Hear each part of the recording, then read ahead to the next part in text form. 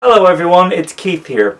So today I would like to talk about technology again today.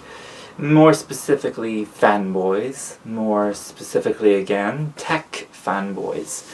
So what exactly is a tech fanboy or a tech fangirl? A tech fanboy or a fangirl is basically a person who is very passionate, arguably too passionate about a particular technology company. That technology company could be Sony, it could be Nintendo, it could be Microsoft, it could be Apple, it could be Samsung, it could be Android, it could be any of those companies or any other company that you may think of. And you may be asking yourself, really, what exactly is the problem here? Maybe these people are just passionate about Apple products or Android products or PlayStation or Xbox or Nintendo Wii U or whatever the case may be. And if that is the case, that they are just passionate about these products, I have absolutely no problem with that, and I don't vilify that in any way, shape or form. But it's when people start to get obsessive is when I start to see a problem. During the course of my very early days on the internet, especially when I ran my channel called Keith's World, I would engage in and I would start theological and philosophical religious debates, and this would turn into very, very heated arguments. Almost sometimes it would turn into personal attacks. And I've only recently realized that that same level of intensity is very much present amongst tech fanboys and fangirls on the internet. This is especially obvious in many of the comment sections of many tech-related videos on YouTube. So my take on this is quite simply that I feel that these tech fanboys and fangirls have become so obsessive about the particular tech company or tech product that they are pretty much invested in, that they've kind of lost an awful lot of rationale, to the extent that they've just become downright aggressive and discriminatory towards people with alternative likes to them. And to me it's just insane, because at the end of the day it's just a bunch of plastic and metal. You are starting an online debate about plastic and metal? To me that just seems a little odd. So here's one example for you. I got talking to this guy that I met through an online dating platform, which I use from time to time. Anyway, the conversation was going really well. Me and this guy seemed to have quite a lot in common, and then the conversation somehow ended up with me mentioning that I have an iPhone, and it kind of went downhill from there.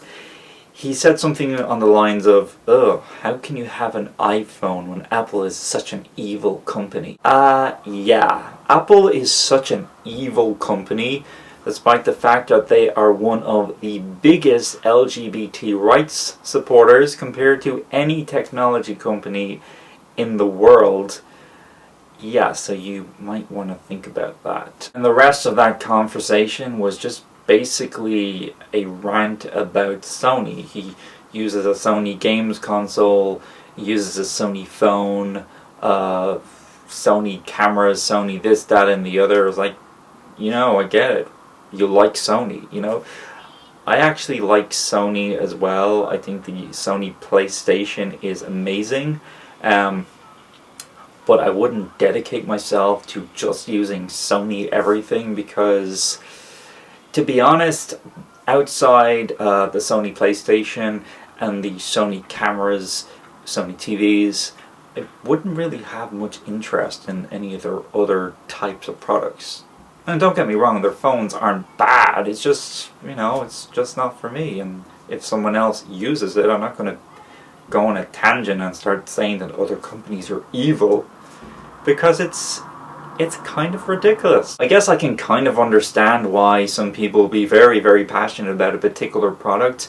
I could take myself for an example. A lot of the products that I use, technology products, happen to be Apple products. The first MP3 player, okay, was not an Apple product. I used a few different companies before. I bought an iPod, and then when I got an iPod, it was just like, wow, I have a music device system that actually works the way I want it to. And of course, the iPhone was not the first phone that I ever purchased. I purchased a great many different phones before I purchased an iPhone 3G back in 2008, I think, when I was just first making YouTube videos, as far as I can remember. And I have to say, I was pretty much blown away with the entire OS and the navigation of the phone. It was just, to me, it was amazing, and it is a system that I've liked from the beginning, and it's a system that works for me. Maybe it's not a system that works for everyone else. And I also do have an iPad mini. I wasn't very keen on iPads when they first came out. It took me a while to get used to them.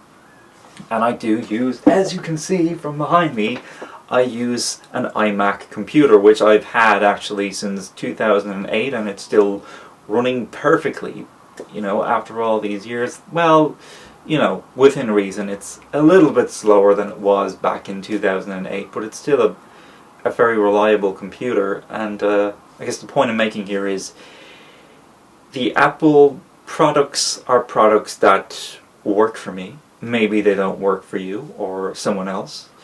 And the same argument can be made from Microsoft, Android, Sony PlayStation, which I do use, Microsoft Xbox, the Wii U, and so on and so forth. At the end of the day, guys, it is just a bunch of plastic and metal.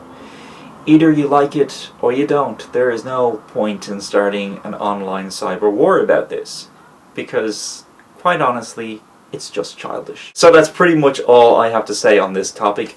I will be very interested in hearing your thoughts and take on this topic, so please feel free to post a comment down below in the comments area. Alternatively, you are more than welcome to upload a video response to this video and simply tweet me the URL of your video response. And it's always appreciated if you would rate this video, share it, favorite, and all that good stuff. Until next time, take care.